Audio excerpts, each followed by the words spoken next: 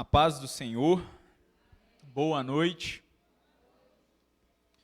Irmãos, é um privilégio estarmos na casa do Senhor, amém? Glória a Deus por isso. E eu gostaria de pedir que os irmãos abrissem a palavra de Deus no Salmo 6. Salmo 6.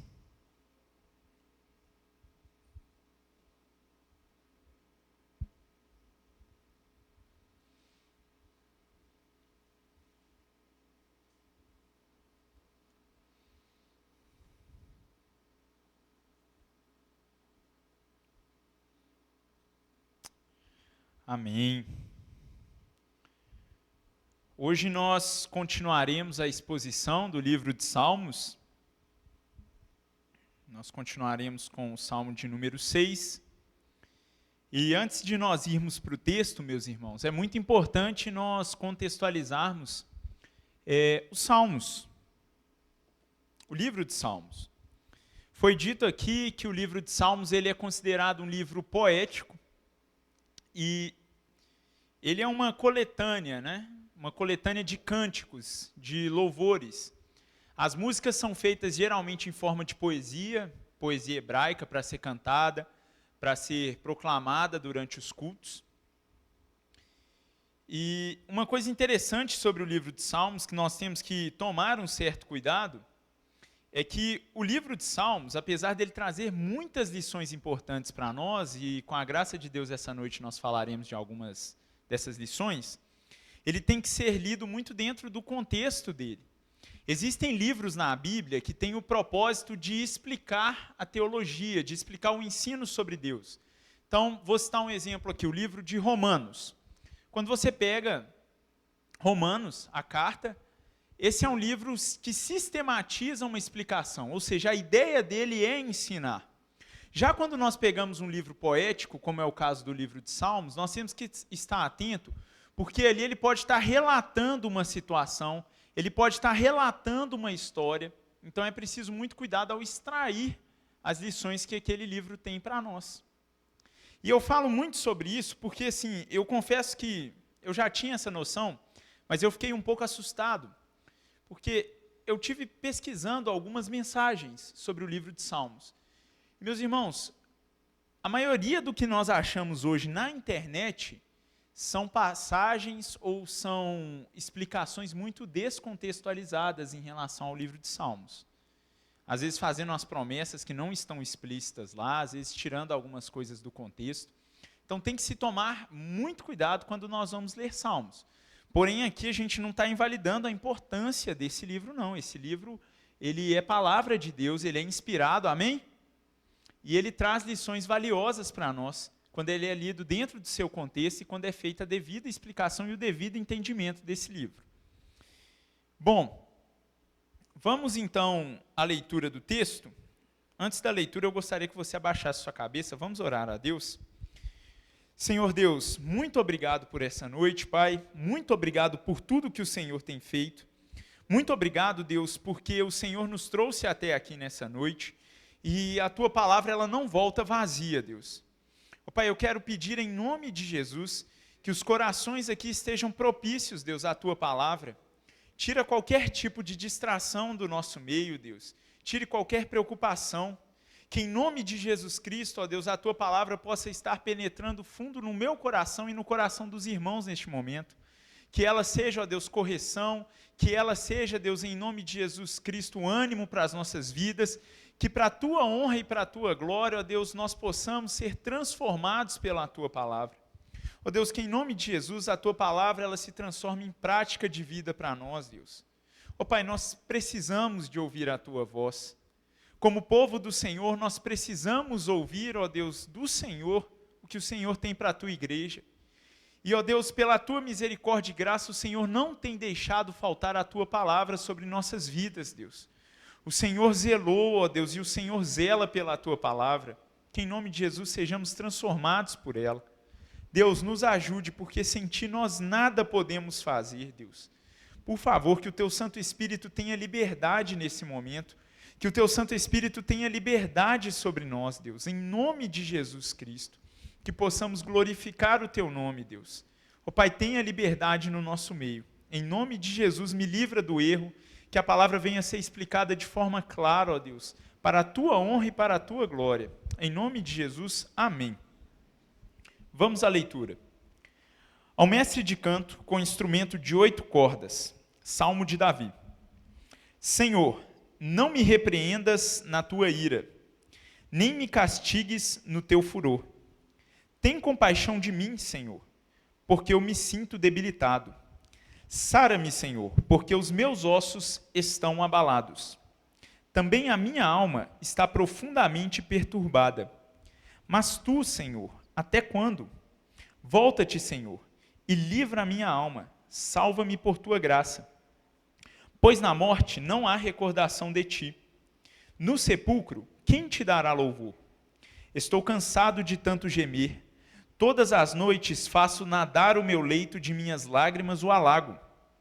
Meus olhos, de mágoa, se acham amortecidos. Envelhecem por causa de todos os meus adversários. Apartai-vos de mim todos os que praticais a iniquidade, porque o Senhor ouviu a voz do meu lamento. O Senhor ouviu a minha súplica. O Senhor acolhe a minha oração. Envergonhem-se e sejam sobremodo perturbados todos os meus inimigos. Retirem-se de súbito, cobertos de vexame. Amém?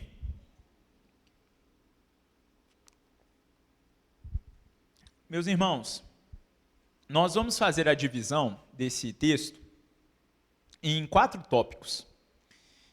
Nós vamos mudar um pouquinho a ordem, que eu acho que fica um pouco mais dinâmico para nós compreendermos. Em primeiro lugar, nós vamos falar sobre a situação do salmista, que está nos versos 2, 3, 6 e 7. Depois, nós vamos falar da percepção do salmista, que está nos versos 1, 2, 4 e 5. O que o salmista está levando até Deus? Nós temos a situação dele e o que ele está levando até Deus. Depois, nós falaremos sobre o renovo e a esperança de Davi, que está nos versos do 8 ao 10. E, por fim, nós faremos as aplicações. Antes de nós irmos aqui para os nossos tópicos, é muito importante nós contextualizarmos um pouco sobre a vida de Davi, o autor desse salmo. Davi, ele foi ungido rei pelo profeta Samuel. Ele é ungido rei, mas ele não toma posse, eu vou chamar assim, não era esse o nome que era dado na época, mas ele não exerce ali a função de rei inicialmente. Ele primeiramente tem algumas divergências com Saul, só que ele reconhece que Saul foi ungido por Deus. Ele foge da presença de Saul, visto que Saul começa a nutrir uma inveja, porque Davi ele tem alguns atos heróicos ali para o povo de Israel, e aí entra uma questão política. Saul fica com aquela inveja, e em certo momento Davi ele tem que fugir. E após a morte de Saul, Davi ele toma o reino. E é interessante porque Deus ele abençoa muito o reino de Davi. Nós fizemos a exposição aqui, há um tempo atrás, do livro de Malaquias. E o que a gente percebe é que aquele momento da volta do cativeiro era muito diferente, por exemplo, do momento do reinado de Davi. No momento do reinado de Davi havia prosperidade. Davi, ele era um homem de guerra. E isso desde muito cedo. A Bíblia relata lá em 2 Samuel que ainda jovem Davi, ele matou um urso e um leão para proteger as ovelhas. Ele era pastor de ovelhas. E eu estava até brincando com os irmãos aqui, né, que às vezes você acha que matar um urso e um leão é fácil, né? Não é muito fácil, não. É um negocinho um pouco complicado. Então, Davi, ele estava acostumado, de certa forma, com o perigo nesse sentido. Ele era um homem de guerra. E Deus prospera muito o reino ali sobre a direção de Davi. Deus dá algumas vitórias a Davi sobre os filisteus, os cananeus. Deus dá vitória a Davi sobre os moabitas, os amonitas. Deus dá vitória sobre os arameus, os amalequitas. Essas são algumas das vitórias de Davi. E Deus estabelece também tempos de paz no reinado de Davi. Bom, essa é mais ou menos a trajetória política ali do rei Davi. A gente conhece muito também sobre a vida pessoal dele. Davi, ele teve algumas mulheres, algumas concubinas, então ele tinha alguns filhos que, por mais que fossem filhos dele, não compartilhavam, por exemplo, a mesma mãe.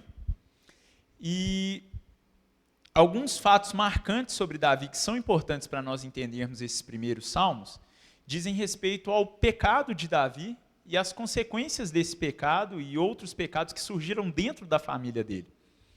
Davi, certa feita, ele estava no palácio e ele comete um adultério. Ele toma para si uma mulher de um de seus soldados, um dos membros do seu exército, e posteriormente, propositalmente, Davi coloca Urias na frente de batalha e ele é ferido à espada, né, em uma batalha. E tempos depois nós vamos ver que Davi recebe uma sentença sobre isso e vários eventos começam a acontecer dentro da casa de Davi. Acontece um estupro e um incesto dentro da casa de Davi e posteriormente existe um homicídio, né? Absalão mata Aminon, um irmão mata o outro, por causa justamente do fato de Aminon ter estuprado Tamar. Todos eles eram irmãos, pelo menos por parte de pai. Absalão foge, depois Absalão regressa, Absalão começa a construir ali um complô ao redor de Davi, e Davi tem que sair fugido do próprio reino para não ser morto pelo próprio filho. O filho dá um golpe de estado, né? Pessoal que gosta de série medieval aí, ó, ler a Bíblia é muito melhor do que ver série medieval, viu? Tem as histórias aqui que são, assim, interessantes de nós entendermos. E Davi, ele tem que fugir do próprio filho. Ele tem que fugir de Absalão, e Absalão está procurando matá-lo, para usurpar de uma vez por todo o trono. Então, a gente tem que ter em mente esse pano de fundo. Esse salmo que nós acabamos de ler, ele começa falando o seguinte: em cima da sua Bíblia, em algumas traduções, está escrito assim: ao mestre de canto, com instrumento de 8 cordas, Salmo de Davi. Ele nos dá a autoria, e ele também nos mostra o porquê daquele salmo ter sido escrito, a finalidade dele. Assim como, por exemplo, no Novo Testamento as cartas eram lidas às igrejas, ou a uma igreja em específico, esse salmo ele foi feito para ser cantado, proclamado. E ele foi feito para ser proclamado, e é colocado aqui que foi feito para ser proclamado com um instrumento de 8 cordas. E aqui tem uma coisa que já nos dá um indicativo muito interessante sobre esse salmo. Aqui existem 2 interpretações possíveis. A primeira é que realmente esse salmo ele deveria ser cantado com uma harpa de 8 cordas. Essa é uma das interpretações. Outra que faz muito sentido é que esse salmo deveria ser cantado 1/8 abaixo. Eu não entendo muito de teoria musical, não, mas pelo que eu andei lendo, esse salmo deveria ser cantado de forma grave, para expressar angústia. Forma grave é uma voz mais grossa, para poder expressar angústia, para expressar sofrimento. Então esse salmo aqui, ele é um salmo que expressa sofrimento. Ele é um salmo de angústia. Os salmos, eles são divididos, eles são categorizados dentro de algumas caixinhas. Existem salmos de louvor e adoração, existem salmos messiânicos, é um exemplo que nós vamos até citar hoje, o Salmo 16, ele é um salmo messiânico, ele fala sobre o santo que virá no futuro, e esse santo é o Cristo. E existem salmos, e esse aqui está classificado como um salmo de lamentação. O que seria um salmo de lamentação? Um salmo de lamentação, ele é um salmo onde seja o autor, seja o povo, está colocando diante de Deus a sua angústia, a sua aflição, o seu sofrimento, está rasgando o coração diante de Deus. Esse salmo aqui que nós acabamos de ler, ele é classificado como salmo de lamentação e salmo de penitência, ou salmo penitente. O que seria um salmo penitente? É um salmo onde o autor está confessando o seu pecado, está levando o seu pecado até Deus, está falando: olha, Senhor, eu pequei, esse é o meu pecado. Nós encontramos alguns desses salmos aqui na palavra do Senhor, e esse é um deles. Então, vamos ao nosso primeiro tópico. O que eu acabei de relatar sobre Absalão foi falado nos salmos anteriores também, esse contexto geral. Porém, aqui, nós temos que Davi está passando por 2 circunstâncias. Uma delas é isso que eu acabei de falar, a fuga do próprio filho, o medo da morte, o medo de a qualquer momento ter um ataque e ele ser morto. e ser morto por aqueles que talvez eram ali do convívio dele e que de repente fizeram um complô com o próprio filho dele, estão amando do filho dele. E onde isso fica claro para nós? Isso fica claro para nós primeiro no verso 7. No verso 7, Davi diz que os olhos dele de mágoa se acham amortecidos, envelhecem por causa de todos os meus adversários. E alguns teólogos tentam dizer que esses adversários aqui dizem respeito a simplesmente uma doença, porém o mais coerente é que esses adversários são adversários físicos, são pessoas que estão perseguindo ele. No verso 10, nós também encontramos Davi pedindo que os seus adversários sejam envergonhados, sejam perturbados. Novamente aqui uma referência àqueles que estão perseguindo. Então essa é a primeira dificuldade de Davi nesse momento. Ele está sendo perseguido, jurado de morte. A segunda dificuldade que o texto nos apresenta é que provavelmente, e aqui é um provavelmente, meus irmãos, porque há divergências de interpretação, porém a linha mais coerente é que Davi está passando também por um momento de enfermidade. Uma enfermidade que provavelmente foi gerada justamente por esse prolongamento da angústia de Davi. E onde nós encontramos isso, Mateus? Nós encontramos isso no verso 2, quando ele pede compaixão do Senhor e diz: porque eu me sinto debilitado, sara-me, porque os meus ossos estão abalados. Quando nós analisamos o verso 2 dentro do seu contexto, dentro do original, o mais coerente é que aqui Davi está se referindo a algo físico. Então vejamos bem, Davi ele está sofrendo por causa de uma perseguição e de uma angústia.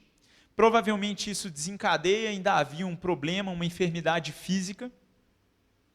Então Davi ele está passando por um momento muito difícil na vida dele.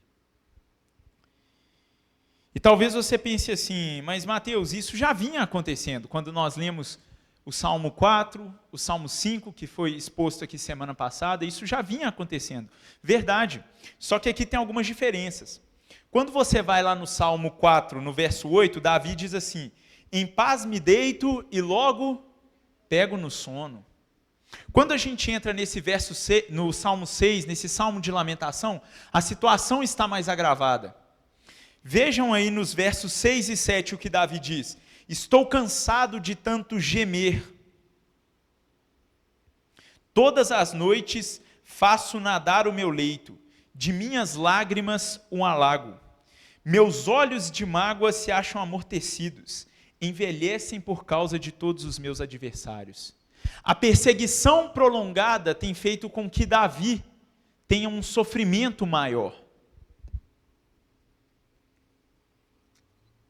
Quem aqui já ficou no hospital uma noite? Já virou a noite no hospital? Quem aqui já ficou uma semana em hospital? Um mês? 53 dias. Eu fiquei mais ou menos nesse tempo assim, mas eu era muito pequeno, eu não lembro.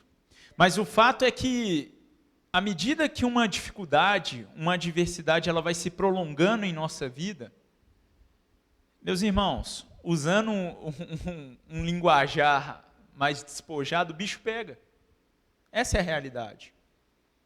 E Davi ele está passando por essa angústia prolongada, e essa angústia já se transforma em algo físico, e ele não consegue mais dormir tão facilmente.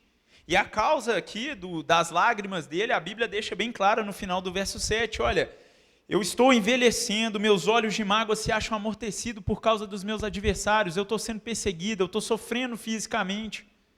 O tom aqui é um tom de lamento. E eu começo já deixando uma pergunta para os irmãos: nós podemos nos lamentar? Não precisa de responder em voz alta. Nós podemos nos lamentar diante de Deus?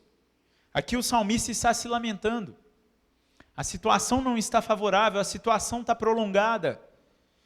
A situação de ser ameaçado de morte, a situação de ter ali um golpe de Estado, da vida correndo perigo. E nós vamos ver aqui à frente que essa situação, como é a percepção de Davi em relação a ela. Nós vamos ver aqui mais um problema que Davi está enfrentando aqui.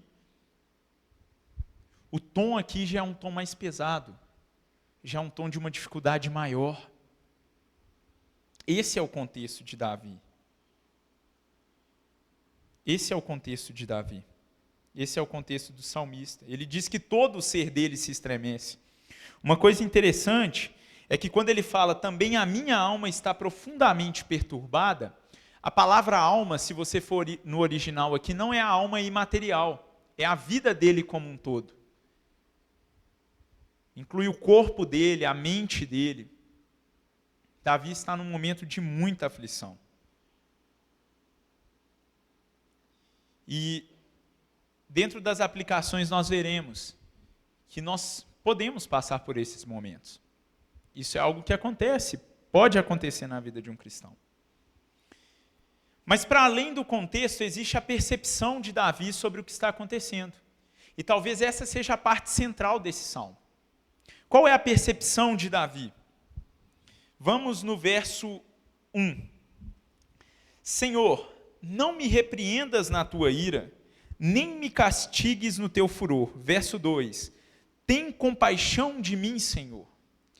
Não me castigues, Deus, na tua ira, não me repreendas no teu furor. Tem compaixão de mim. Davi, ele está plenamente ciente de que Deus está o repreendendo. E é interessante porque Davi, ele não pede assim, Senhor, não me repreende não. Senhor, esse trem aí está errado. Aí imagina que um filho faz uma coisa errada, o pai fala, olha, agora é o momento da chinelada. Quem já passou por isso aí? Eu tenho uma experiência na minha infância que eu não esqueço, que eu aprontei em casa e meu pai falou assim, me espera no quarto, que quando o Jornal Nacional acabar eu vou subir lá. E eu nunca pedi tanto a Deus para o Jornal Nacional ser eterno. O problema é que ele não foi. Mas eu não tinha nem argumento, porque eu sabia que eu tinha errado com o meu pai. E o interessante é que Davi não está pedindo assim, não está questionando, olha Senhor, a tua repreensão é injusta, a tua repreensão ela não é merecida. O que Davi está pedindo a Deus é misericórdia, Senhor. E sobre qual repreensão que Davi está falando, sobre qual castigo ele está falando? Meus irmãos, foi lido aqui, mas eu gostaria de ler novamente, 2 Samuel 12, do 7 ao 12. Abra a palavra de Deus em 2 Samuel 12. Davi, ele tinha ciência disso aqui que nós vamos ler. 2 Samuel 12. Versículo 7. Enquanto os irmãos estão abrindo, antes aqui nos versículos anteriores, Natã, o profeta, ele conta uma história para Davi, de um homem que tinha várias ovelhas e tomou a única ovelha de um outro homem. E Davi fica indignado com aquilo, ele fala, eu vou castigar. E aí Natã diz o seguinte para o Davi, no verso 7, versículo 7. Então disse Natã a Davi, tu és o homem. Assim diz o Senhor, Deus de Israel, eu te ungi rei sobre Israel e eu te livrei das mãos de Saul. Dei-te a casa de teu senhor e as mulheres de teu senhor em teus braços, e também te dei a casa de Israel e de Judá. E se isso for pouco, eu teria acrescentado tais e tais coisas, mais coisas a você. Por que, pois, desprezastes a palavra do Senhor, fazendo o que era mal perante ele? A Urias, o heteu, feriste a espada, e a sua mulher tomaste por mulher, depois de o matar com espadas do filho de Amon. Agora, pois, não se apartará a espada jamais da tua casa, porquanto me desprezaste e tomaste a mulher de Urias, o heteu, para a tua mulher. Assim diz o Senhor, eis que da tua própria casa suscitarei o mal sobre ti. Tomarei tuas mulheres à tua própria vista, e as darei a teu próximo, o qual se deitará com elas em plena luz deste sol. Porque tu o fizestes em oculto, mas eu farei isto perante todo Israel e perante o sol. Davi, ele tinha a noção dessa sentença que nós acabamos de ler. Davi, ele sabia que Deus é um Deus que repreende os seus filhos. Então o pedido de Davi aqui não é o seguinte, olha Deus, passa um pano. Mas o pedido de Davi é, Senhor Deus, sê misericordioso com a minha vida. Eu estou no meu limite, Deus. Eu não consigo mais dormir, toda noite eu choro. Eu estou sendo acometido por males físicos, Deus. Eu estou sendo perseguido. E o que nós temos que aprender aqui é uma lição que fica para nós, e nós vamos falar disso nas aplicações. Davi, ele confessa o seu pecado. Davi, ele sabe que ao se achegar a Deus e confessar o seu pecado, o nosso Deus, ele é misericordioso. Mesmo não tendo a revelação que nós temos hoje, que falaremos daqui a pouquinho, Davi sabe disso. E ele se achega a Deus e confessa. Por isso esse salmo é um salmo penitente. Ele está expondo aqui: Deus, eu sei que o Senhor me repreenderá, eu sei que isso é repreensão do Senhor, eu sei que isso é correção do Senhor, eu sei que o Senhor está me castigando, o Senhor não tem prazer na injustiça. Porém, Deus, sê misericordioso com a minha vida. Ele tinha essa noção porque o povo de Deus havia recebido a lei. Se nós voltarmos em Deuteronômio, existem bênçãos e maldições. Deus as coloca para o povo de Israel. Olha, procedam assim que vocês terão bênção. Procedam assim que vocês terão maldição. E aqui não é uma barganha, viu, meus irmãos? Porque às vezes muita gente pega essas passagens para poder descontextualizar. As bênçãos que a Bíblia nos traz são bênçãos diferentes daquelas que o mundo julga serem bênçãos. Mas Davi, ele tinha essa noção. Isso vem desde Caim, né? Quando nós percebemos Caim oferecendo uma oferta que não agrada a Deus, e Deus vira para Caim e diz: olha, se você agir bem, é certo que você será aceito. E Davi sabia da necessidade de confessar a Deus, de pedir misericórdia e graça a Deus. Nesse salmo que nós acabamos de ler, Davi pede não somente a misericórdia, mas também a graça do Senhor. Salva-me por tua graça, está no verso 4. Ou seja, Davi está pedindo assim: Senhor, por favor, pare de me castigar. Eu sei que você está me repreendendo, mas seja misericordioso, não me dê o castigo e me dê a graça, recomponha. A misericórdia é deixar de castigar, a graça é receber aquilo que nós não merecíamos. E Davi pede os dois nessa passagem.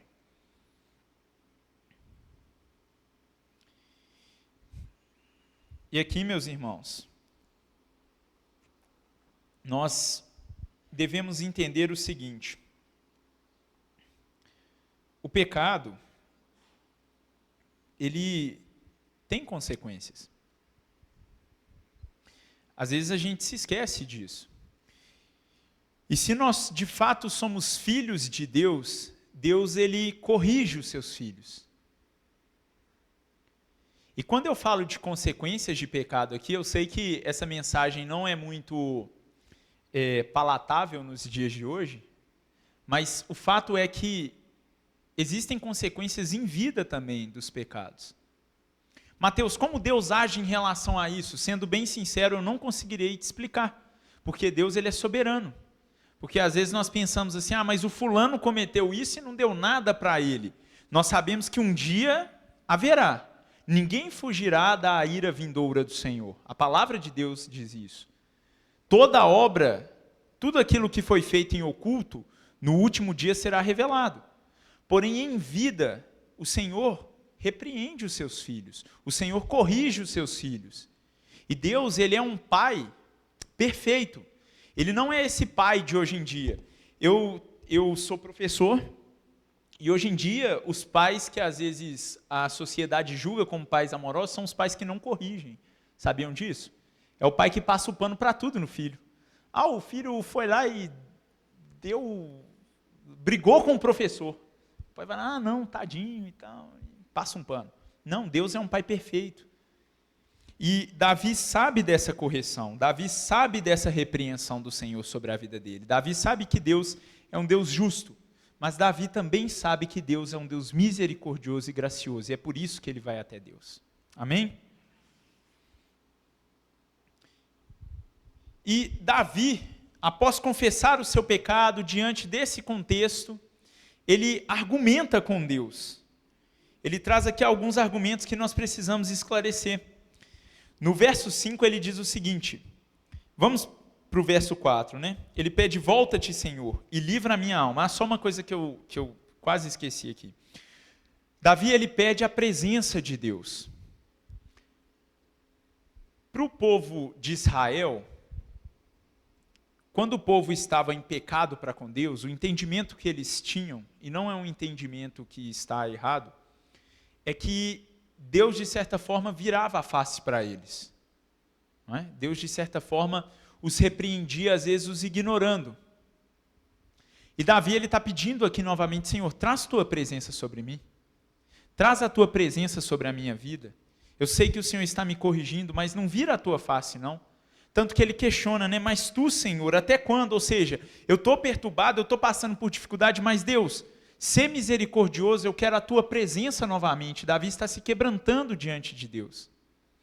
E aí no verso 4 ele diz, volta-te, Senhor, e livra a minha alma. Salva-me por tua graça. Ele pede a graça de Deus sobre ele. E no verso 5 ele diz, pois na morte não há recordação de ti. No sepulcro, quem te dará louvor?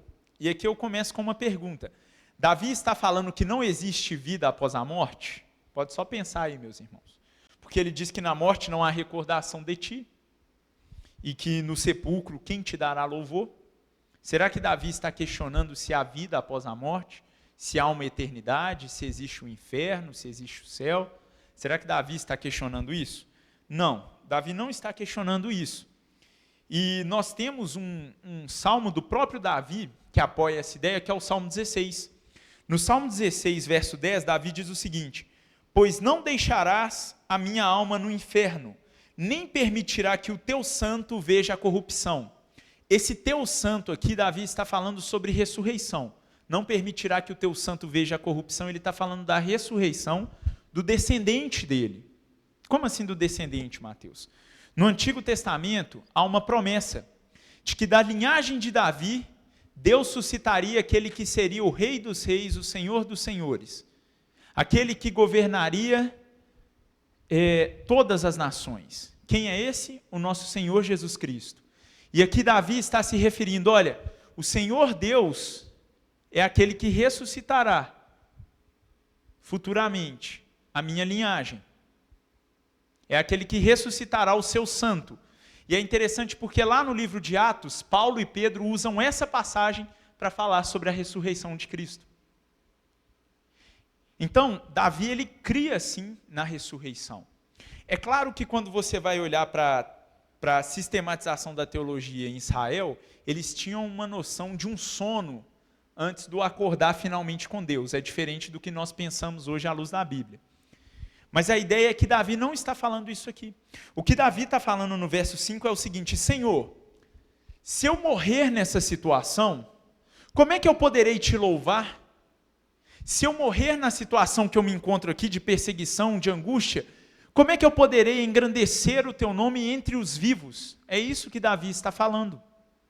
Então, meus irmãos, Davi ele está argumentando com Deus, está falando, Senhor, sê gracioso comigo, me livra dessa situação, porque eu quero vir a te louvar. E meus irmãos, olha como isso é um pedido lindo, né? Olha como isso é um pedido maravilhoso. Eu comentei hoje de manhã que umas semanas atrás, não sei se foi semana passada, uma colega minha de trabalho passou muito mal.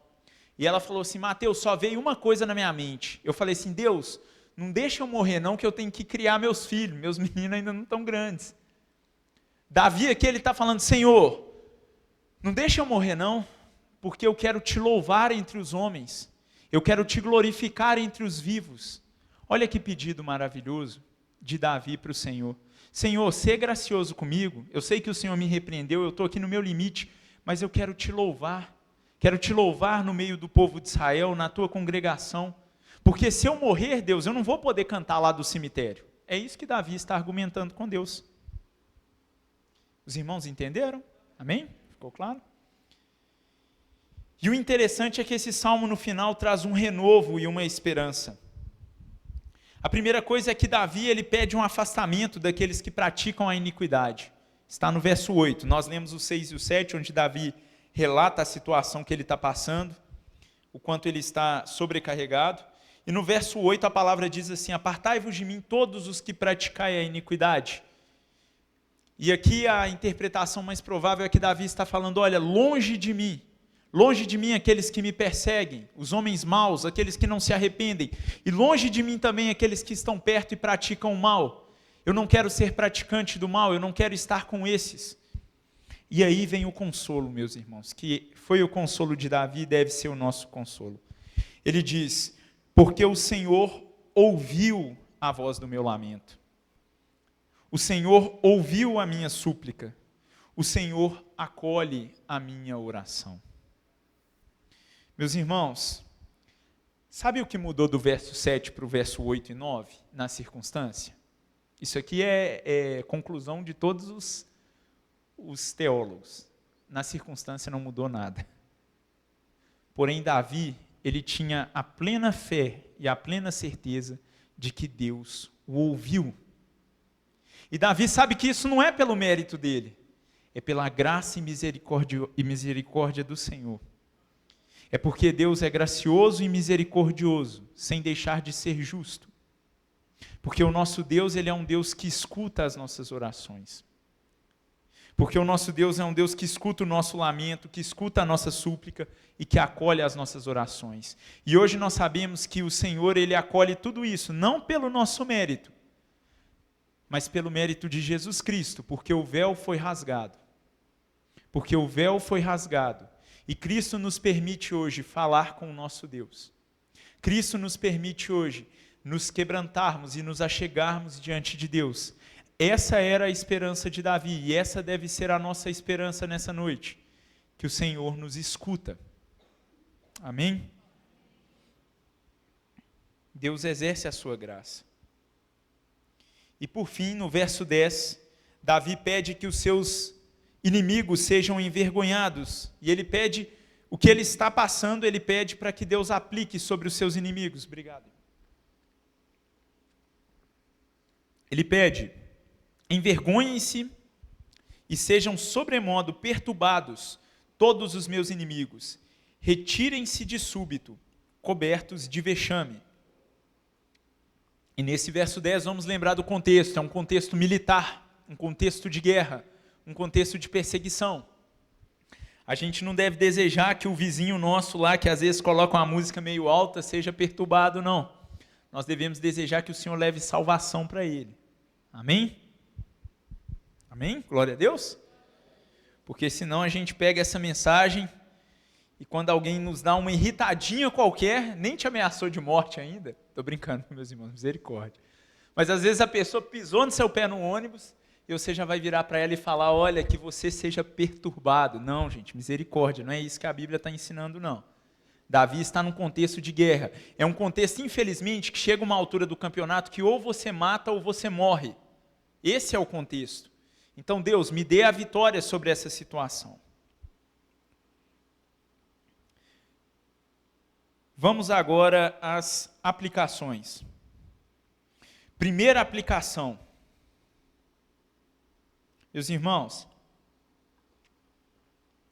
Davi ele estava profundamente amargurado por 3 situações: a perseguição, a provável doença física e porque ele sabia que isso era consequência do seu pecado. Primeira aplicação para nós, que nós venhamos nos entristecer e confessar a Deus os nossos pecados, as nossas tentações. Eu falo das nossas tentações porque o pastor Fabrício, ele diz que quem confessa tentação não confessa pecado. E é muito verdade. Então, meus irmãos, que nós não venhamos tratar de forma leviana os nossos pecados, que nós não venhamos tratar de forma qualquer os nossos pecados. Nós sabemos que a nossa natureza ela é caída. E enquanto Cristo não nos glorificar, infelizmente nós ainda iremos tropeçar. Porém, meus irmãos, nós devemos tratar o pecado com a devida seriedade. Deus, ele é um Deus que ele repreende os teus filhos. Deus, ele é longânimo, ele é paciente. Porém, Deus, ele é justo. Mateus, quando Deus vai me repreender? Para de ficar fazendo a conta de até quando você pode pecar. Coloca na sua mente que o pecado ele deve ser confessado e tratado diante de Deus. Não banalize o pecado, não brinque. O sangue na cruz do Calvário, ele é um sangue muito precioso. Ele realmente foi graça de Deus, mas não foi de graça. Não foi um valor qualquer. Deus enviou o seu próprio Filho, o mais precioso que a humanidade inteira, meus irmãos, para poder nos salvar e para poder nos libertar. Por isso, nós, como igreja do Senhor, nós não vamos brincar com o pecado. E cuidado, porque o pecado ele traz consequências. Nós sabemos que a palavra de Deus diz em 1 João que aquele que vive pecando, esse não está em Cristo. Então, muito provavelmente, aquele que peca deliberadamente, aquilo já não faz diferença nenhuma, ele pode até mesmo não ser salvo e sofrer a maior punição de todos, que será a ira vindoura de Deus. E sabemos que o pecado também tem consequências aqui nessa terra. Que isso, Mateus? Isso era só no Antigo Testamento? Não. A gente pode pensar em Ananias e Safira.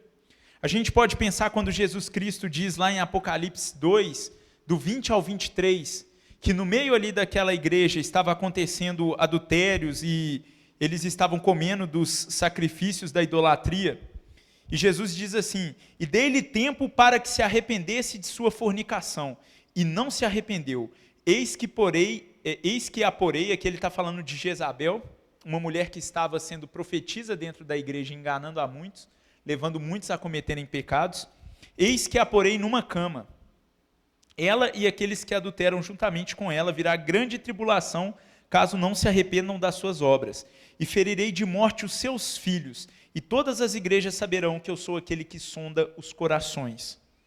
Então, meus irmãos, muito cuidado. O pecado não é algo que nós devamos brincar com ele. E também não é algo que nós devamos esconder. Davi, ele confessa. Tá? Esse negócio, o pastor Glay, ontem estava no PG, a gente estava até falando sobre isso. Esse negócio de eu sou super crente, eu não peco, isso é legalismo. Tá? Provavelmente isso é legalista. Olhe para dentro de si mesmo e peça ao Espírito Santo que ilumine e que você confesse a Deus. Segunda aplicação para nós, que saibamos que o nosso Deus é um Deus misericordioso e gracioso. Amém? Deus é misericordioso e gracioso para com as nossas vidas. Davi, ele sabia disso. Lá no livro de Crônicas, Davi, ele comete um pecado contra o Senhor, ele tenta fazer a contagem do povo, Joabe avisa ele, esse trem vai dar ruim, ele vai lá e faz do mesmo jeito. E aí, Deus vira para ele e fala, olha, você fez uma coisa ruim contra mim. Qual punição você vai querer? E aí Deus coloca 3 possíveis castigos para ele. Ele fala, olha, eu quero cair nas mãos de Deus, porque nas mãos de Deus encontramos misericórdia, encontramos graça. O nosso Deus é gracioso. 1 João 1 nos diz que se confessarmos os nossos pecados, Ele é fiel e justo para perdoar os nossos pecados e nos purificar de toda a injustiça. Confesse diante do Senhor. Diante do Senhor nós acharemos graça e misericórdia. Amém? E a última aplicação para nós. Talvez alguém aqui esteja passando por um momento assim. Meus irmãos, em situações que nós estamos no nosso limite, né, às vezes nós temos uma série de problemas, eu não sei se já aconteceu isso com alguém, às vezes você tem só um BO para você resolver, às vezes vem um tanto de problema junto, né? Parece que junta tudo. Em momentos em que, às vezes, nós estamos no limite do que nós julgamos ser a nossa capacidade de aguentar o sofrimento, se quebrante diante de Deus. Leve o seu lamento diante do Senhor.